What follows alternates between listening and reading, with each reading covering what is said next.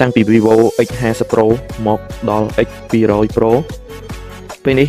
Vivo លាហើយអេក្រង់កោងស្វាគមន៍មកកាន់ Vivo X300 Pro ដែលប្រើប្រាស់អេក្រង់រាបស្មើ Vivo X300 Pro អាចនឹងបំពាក់កាមេរ៉ា Periscope Telephoto ទំហំទៅដល់200 megapixel ឡែនខាងក្រោយមានចំនួន3គ្រាប់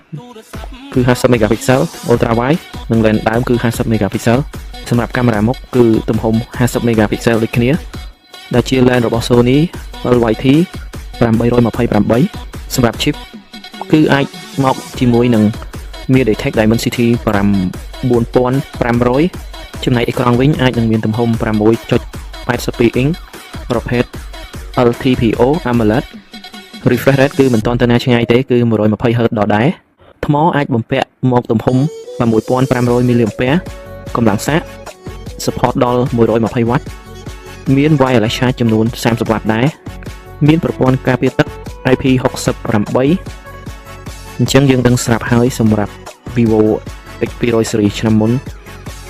គឺមានភាពល្បីល្បាញផ្នែកកាមេរ៉ាមែនទែនពេលដែលល្បីល្បាញអញ្ចឹងតម្លៃក៏ល្អដែរមានន័យថាតម្លៃគឺ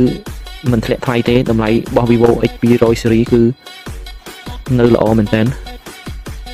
អញ្ចឹងបងប្អូនយល់យ៉ាងម៉េចដែរសម្រាប់ Vivo X300 Pro សម្រាប់ខ្ញុំគឺពេញចិត្តទៅលើអេក្រង់រាបស្មើរបស់គេហ្នឹងទោះបីជា refresh rate មិនឡើងទៅដល់ 144Hz ត្រឹមតែ 120Hz ក៏អូខេដែរមួយទៀត Periscope Telephoto របស់គេគឺ200 megapixel ហ្នឹងជា lens មួយដែលខ្លាំងដែលយើងអាច zoom បានឆ្ងាយនៅតែច្បាស់មិនជ្រុះភាពម៉ត់សម្រាប់ថ្ម 6500 mAh នេះគឺធំហើយកម្លាំងសាកបញ្ចូលវិញក៏ 120W មានន័យថាលឿនល្អ